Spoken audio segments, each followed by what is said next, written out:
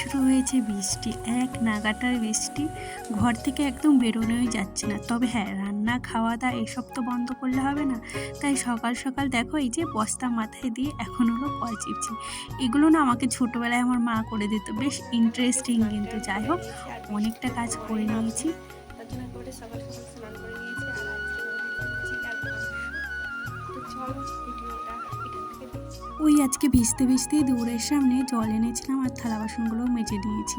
আর সকাল থেকে তো বৃষ্টি কমছে না। আর এদিকে বোনও এসছে বাড়িতে।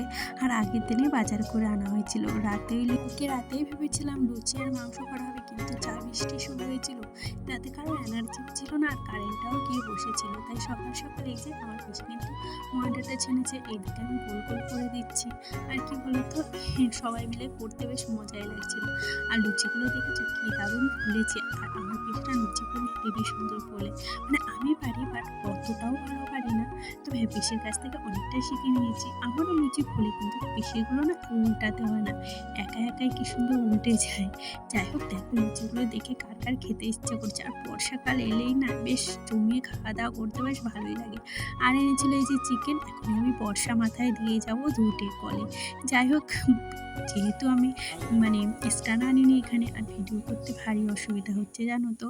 আর বাড়িতে এই যে মশলা আমি বেটে দিচ্ছিলাম শিলে, আর পিসি দাঁড়িয়ে দাঁড়িয়ে রান্না করছিল। আর পিসির বাড়ি এসে আমার সেরকম একটা ভিডিও করাও হচ্ছে না, তাই তোমাদের সাথে আমি শেয়ারও করতে পারছি না।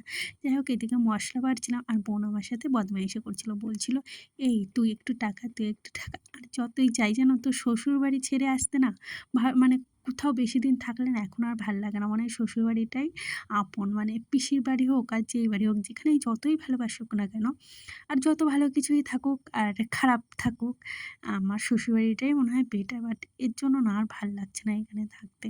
আর যেহেতু এখানে একদম মানে খোলামেলা পরিবেশ, মানে আশেপাশে সেরকম কেউ নেই, তার জন্য আর একটু ভালো লাগে না। যাই হোক, ভাবছি এখন কবে বাড়ি যাব। এই যে তারপরে পিসি রান্না করছে, আর পিসিকে রেখে যেতেও ভীষণ মন খারাপ করে, যেহেতু এই মাঠের মাঝখানে একা একা থাকে।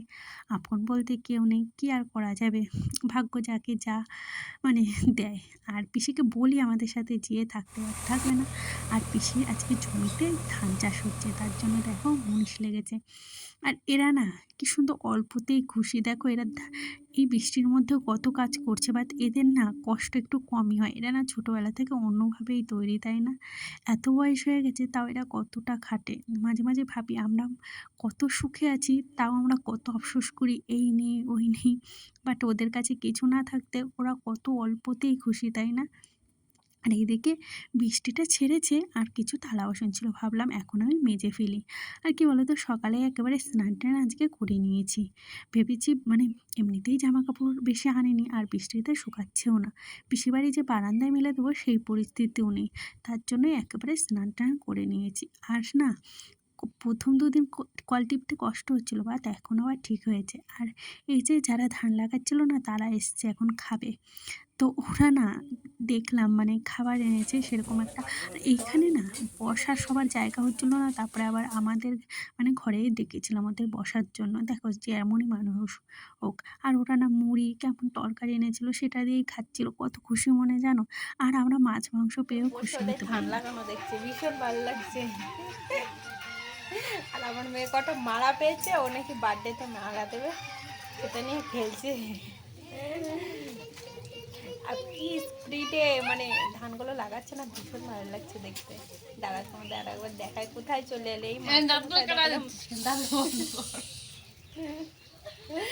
ওটা ভীষণ বাজে, মানে ভিডিওর ভিতরে যত সব উল্টো পাল্টা কমেন্ট করা। এর দেখো দাগটা না আমার মোটেই যাচ্ছে না। জিজু চালাইছে না, না তো খেয়েছি। দাঁড়াও দেখাচ্ছি, এইখানে চলে এসছে।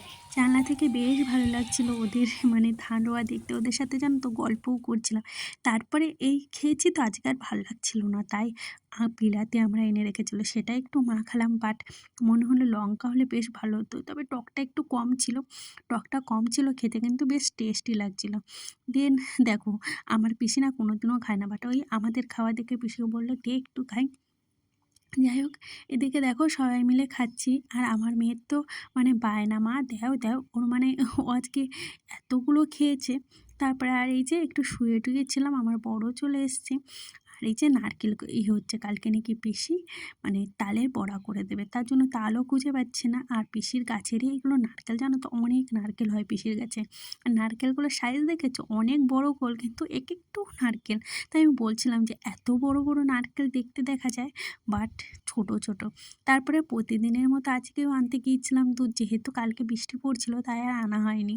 আর কি বলতো, আমাদের দুজনাই এখান থেকে দুধ নিই, আর গরুটাকে দেখে বেশ ভালো লাগছিল। তো ভিডিওটা আজকে আমি এখানেই শেষ করলাম।